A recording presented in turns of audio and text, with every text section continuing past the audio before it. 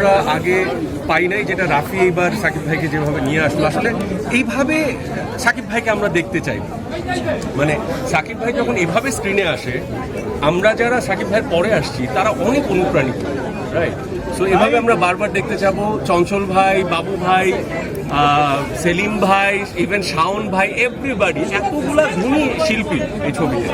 আমার আমার মানে ব্যাপক লাগলো, ব্যাপক দারুণ। তুফান 2 তারিখ আপনাকে দেখবো নাকি?